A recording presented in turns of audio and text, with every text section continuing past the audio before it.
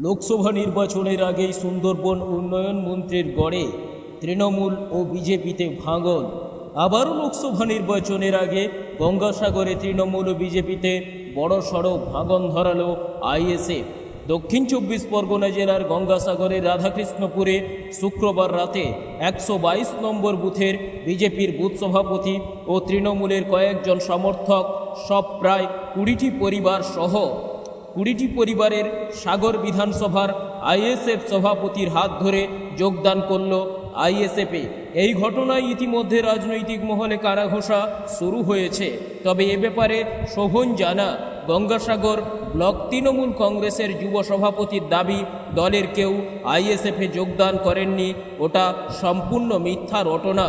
অন্যদিকে বিজেপির মথুরাপুর সাংগঠনিক জেলার কনভেনার অরুণাভ দাস স্বীকার করেন তাদের দল ভেঙেছে, সঙ্গে তৃণমূলও ভেঙেছে, তবে লোকসভায় তার প্রভাব পড়বে না বলে তার দাবি। এলাম বিজেপি করতাম আমরা দীর্ঘ ছ বছর ধরে। আমি একটা দায়িত্বে ছিলাম, বুথ কমিটির দায়িত্বে ছিলাম। আর কোন দলের? বিজেপি থেকে। আর নান্টু বারুই বুথ সভাপতি ছিল। আর আমার ভাইরা যে দাঁড়িয়ে আছে, ওরা একসঙ্গে আমরা দীর্ঘদিন বিজেপি করতাম, কমিটিও ছিলাম, দেখভাল করতাম, দলটাকে আমরা গড়ছিলাম। আমরা আজকে একটা আক্ষেপে বেরিয়ে এলাম, কারণ হচ্ছে আর আমাদের সে জায়গায় আলো হচ্ছে না। দীর্ঘদিন দলটাকে ধরে রেখেছিলাম, সেই জন্য আজকে কিছু কিছু জিনিস আমরা পেলাম, আমাদের আর জিজ্ঞেস করছে না, আর আমাদের প্রয়োজন নেই, পুড়িয়ে গেছে সে জায়গায়। বুথ সভাপতি সমেত আমাদের যে দীর্ঘদিনের পুরনো বুথ সভাপতি ছিল বিজেপির, উনি সমেত নান্টু বারুই, ওনার হাত ধরেই আমরা আইএসএফে যোগদান করলাম। কতজন? 20 জন। আজ থেকে কি আইএসএফ এর হয়েই কাজ? হ্যাঁ, আমরা আজ থেকেই আইএসএফের হয়ে কাজ করব।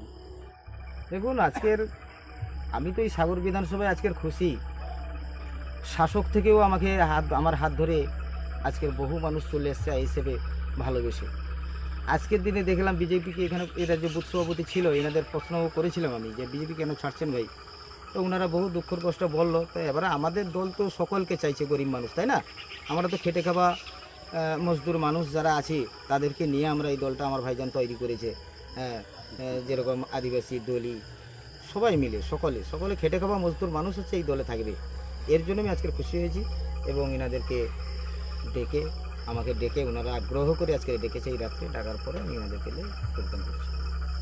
কি নাম আপনার? কোন পদে রয়েছেন এখন? আমি বর্তমান সাগর 132 নম্বর বিধানসভা সাগর ব্লকের সভাপতি। সে গিয়ে আমি লোধা সম্প্রদায়, তাদেরকে আমাদের মুখ্যমন্ত্রী মমতা বন্দ্যোপাধ্যায় তথা আমাদের লোকাল বিধায়ক সার্বিকভাবে সমস্ত প্রকল্পগুলো সুযোগ সুবিধা দিয়েছেন।